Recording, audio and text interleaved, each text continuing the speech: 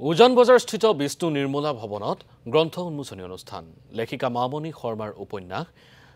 সৰাতিৰ সুৰ শীৰ্ষক গ্ৰন্থ উন্মোচন অভিনেত্ৰী জ্ঞানদা কাকতিৰ জীৱনৰ ভিত্তিত ৰচনা কৰা হৈছে সৰাতিৰ সুৰ শীৰ্ষক উপন্যাসখন গ্ৰন্থখন উন্মোচন কৰে অৱসৰপ্ৰাপ্ত প্ৰশাসনিক বিষয়া তথা লেখক ৰবেন্দ্ৰ কুমাৰ দাস বিশিষ্ট গল্পকাৰ লীনা শৰ্মা অৱসৰপ্ৰাপ্ত আয়ুক্ত সচিব স্বপ্ননীল বৰুৱাই উক্ত অনুষ্ঠানত উপস্থিত থাকে বিশিষ্ট গল্পকাৰ বন্তি সেনচোৱাৰ লগতে কেইবাগৰাকী বিশিষ্ট ব্যক্তি পূৰ্বাঞ্চল প্ৰকাশনে প্ৰকাশ কৰিছে উক্ত গ্ৰন্থখন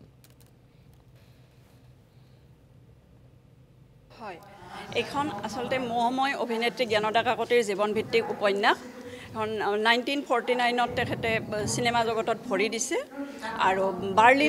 বাৰ্লিন চলচ্চিত্ৰ মহোৎসৱত প্ৰদৰ্শিত হোৱা প্ৰথম অসমীয়া সিনেমা হৈছে পুবেৰুণ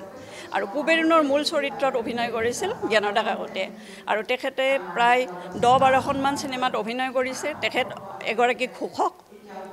কণ্ঠশিল্পী তাৰ পিছত অভিনেত্ৰী গতিকে তেখেতৰ জীৱনটোক লৈ মই জীৱনভিত্তিক উপন্যাস এখন নিৰ্মাণৰ কথা ভাবিলোঁ 2021ৰ পৰা মোৰ এই যাত্ৰা আৰম্ভ হৈছে আজি পাঠক সমাজৰ মাজলৈ বাট বুলিলে আৰু হয়